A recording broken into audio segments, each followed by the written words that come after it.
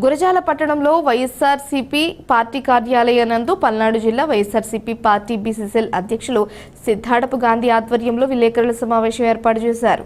ఈ సందర్భంగా ఆయన మాట్లాడుతూ కూటమి ప్రభుత్వం ఏర్పడ్డ నాటి నుంచి బీసీ నాయకులపై అకారణంగా దాడులు నిర్వహిస్తున్నారని, ఇది చాలదన్నట్లుగా నిన్న మాజీ మంత్రి చిలకలూరిపేట మాజీ ఎమ్మెల్యే విడుదల రజనీ గారిపై చిలకలూరిపేట రూరల్ సీఐ సుబ్బారాయుడు ప్రవర్తనను చూసి రాష్ట్రంలోని మహిళలు ఆంధ్ర రాష్ట్రంలో రాజ్యాంగం ఈ విధంగా దిగజారిందా, పోలీసులు ఇంతలా దిగజారి వ్యవహరిస్తున్నారా అన్నట్లుగా చర్చించుకుంటున్నారు.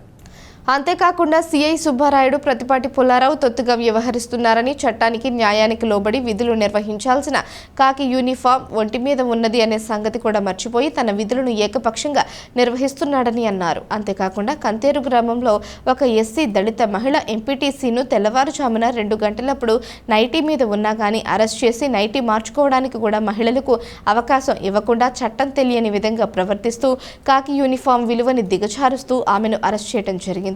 ఈ విధంగా ఆంధ్రప్రదేశ్ రాష్ట్రంలో కూటమి ప్రభుత్వం ఏర్పడినప్పటి నుంచి మహిళలు అనే గౌరవం కూడా లేకుండా, కనీస రాజ్యాంగ నిబంధనలు చట్ట నియమ నిబంధనలు పాటించకుండా పోలీసులు ఏకపక్షంగా ఎవరో మెప్పు కోసం మహిళల పట్ల ఈ విధంగా ప్రవర్తించడం చాలా దారుణంగా ఉందని ప్రజలు వాపోతున్నారు.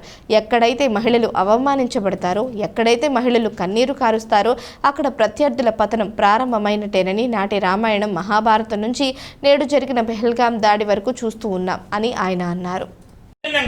దౌర్జన్యంగా మాజీ మహిళా మంత్రి కారులోకి చొరబడ్డ ఆ సీఐని కఠినంగా శిక్షించాలని, చట్టపరంగా చర్యలు తీసుకోవాలని కూడా ప్రభుత్వాన్ని డిమాండ్ చేస్తున్నాం.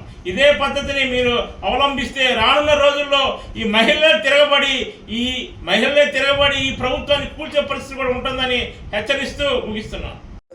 అధికారులు ఎవరు కూడా ఒక తెలుగుదేశం సంబంధించిన వ్యక్తులనే ఆఫీసుల చుట్టూ తిప్పుకుంటూ వాళ్ళ దందాలకి వాళ్ళ కరప్షన్కి ఉపయోగించుకున్నారు తప్ప మరి ఇతర పార్టీ వాళ్ళు, ప్రతిపక్ష పార్టీ, మరి ప్రజల గొంతుకైన పార్టీలు అన్నింటిని కూడా వచ్చేయడం కూడా మనందరం చూస్తున్నాం. సి సుబ్బారాయుడు గారు పత్తిపాటి పుల్లారావుకి దగ్గర బంధువు. గత టీడీపీ ప్రభుత్వంలో ఎస్ఐగా అక్కడ పనిచేసినారు.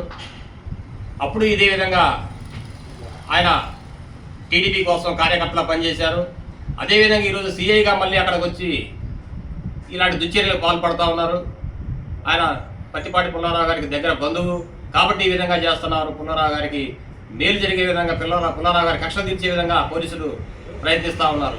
అంతేకాకుండా తెలుగుదేశం పార్టీ ఎప్పుడు అధికారంలో వచ్చినా కూడా రాష్ట్రంలో ప్రభుత్వం ఉందా లేదా, ప్రభుత్వం అనేది ఉంటే అధికార పక్షానికి ఒత్తసుగా ఉన్నట్టు తెలుస్తుంది.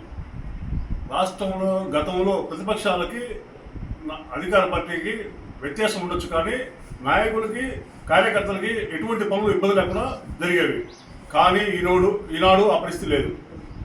తెలుగుదేశం పార్టీ చొక్కా తొడుక్కున్నటువంటి ఎస్ఐలు, సిఐలు, డిఎస్పీలు వీళ్ళని ఆఫీసర్గా నియమించుకొని వీళ్ళు చెప్పు చేతల్లో ఉంచుకొని అనేకమైనటువంటి కేసులు బనాయిస్తున్నటువంటి ఈ తెలుగుదేశం ప్రభుత్వానికి త్వరలో ప్రజలు బుద్ధి చెబుతారని చెప్పి ముఖ్యంగా చెబుతున్నాను. అదే కాకుండా ఎప్పుడైనా గుర్తుంచుకోండి, అధికారం శాశ్వతం కాదు. అధికారం ఇవాళ 5 సంవత్సరాలు మీకు ఉంటుంది. ఆ తర్వాత మళ్ళీ ప్రభుత్వం తిరగబడ్డప్పుడు మీ పరిస్థితి ఒకసారి పోలీస్ ఆఫీసర్ గమనించాలండి. ప్రజలకి న్యాయం చేసే విధంగా రక్షక పట్లు, భక్ష్య పట్లు కాకూడదని మీకు హెచ్చరించడం జరుగుతుంది.